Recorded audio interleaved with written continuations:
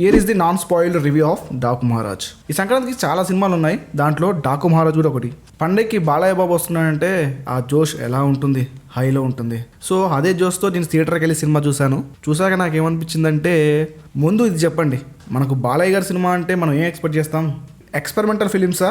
కాదు. లవ్ స్టోరీనా? అస్సలే కాదు. మనకు బాలయ్య గారి సినిమాలంటే మాస్, లాజిక్తో సంబంధం లేకుండా యాక్షన్ ఫిలిమ్స్. అదే కదా మనం ఎక్స్పెక్ట్ చేసేది. నేను అదే ఎక్స్పెక్టేషన్స్తో థియేటర్కి వెళ్ళా. నన్ను అయితే కంప్లీట్గా సాటిస్ఫై చేసింది సినిమా అయితే. ఈ సినిమా గురించి ఇంకా డీటెయిల్గా మాట్లాడుకుందాం. సినిమా స్టోరీ ఏంటి, ప్లస్లు ఏంటి, నెగిటివ్స్ ఏంటి అని మనం డీటెయిల్గా మాట్లాడుకుందాం. అందుకన్నా ముందు మీరు మన ఐటీ ఛానల్ని ఇంకా సబ్స్క్రైబ్ చేయకపోతే ఇప్పుడే చేసేనమ్మా.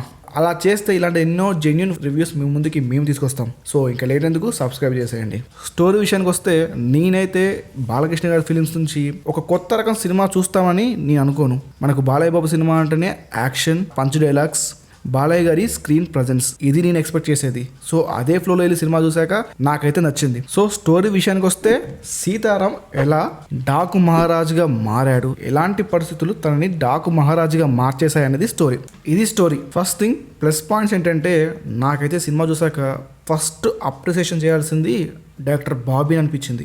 ఏం తీశాడు బాస్, ఇది ఒక రెగ్యులర్ కమర్షియల్ ఫిలిం, దానికి ఎలాంటి ఎలిమెంట్స్ కావాలో అలాంటి ఎలిమెంట్స్ని పర్ఫెక్ట్గా పెట్టాడు. అండ్ తన డైరెక్షన్ అనేది సినిమాకి బిగ్గెస్ట్ ప్లస్ పాయింట్. తను ఇలాంటి సినిమా తీయడంలో మాస్టర్. ఈ సినిమాకి సంబంధించిన ఏదైనా క్రెడిట్ ఇవ్వాలంటే ఫస్ట్ అది బాబీకే ఇవ్వాలి. అండ్ కమింగ్ టు బాలకృష్ణ గారు, ఏం చేశారండి ఆయన, ఇచ్చి పడేశారు.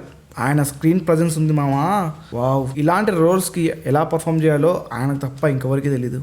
మనం రెగ్యులర్గా చూసే బాలయ్య గారి పర్ఫార్మెన్స్ కన్నా ఈ సినిమాలో చాలా సెటిల్గా ఉంటుంది ఆయన పర్ఫార్మెన్స్. వీళ్ళిద్దరి తర్వాత సినిమాకి మెయిన్ పిల్లర్ తమన్. ఏం కొట్టాడు భయ్యా, గూస్ బంప్స్కి ఎమోషన్స్కి క్రాసింగ్ చేస్తే ఎలా ఉంటుంది అలా కొట్టాడు భయ్యా. పీక్స్. మనం ఎక్స్పెక్ట్ చేసే హై ఫ్లోని అయితే మాత్రం డబల్ చేశాడు తన మ్యూజిక్తో. థియేటర్లో అయితే షేక్ అవుతాయి తన బీజిఎంతో.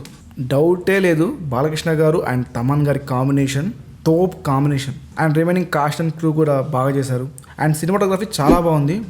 మీరు సినిమాని థియేటర్లో చూస్తున్నప్పుడు మీరు ఎక్స్ప్లెయిన్ చేస్తారు. మైనస్ పాయింట్స్ ఏంటంటే, సినిమాలో మీరైనా కొత్తదనం కోరుకుంటే మాత్రం అది మీకు లభించదు. బికాస్ ఇది purely commercial cinema. And mainly ఇది బాలకృష్ణ గారి కమర్షియల్ సినిమా. అండ్ ఫైనల్గా ఏం చెప్పదలుచుకున్నానంటే, మీకు మాస్ సినిమాలంటే ఇష్టం ఉంటే ఈ వీకెండ్ డెఫినెట్గా ట్రై చేసిన సినిమా డాకు మహారాజ్.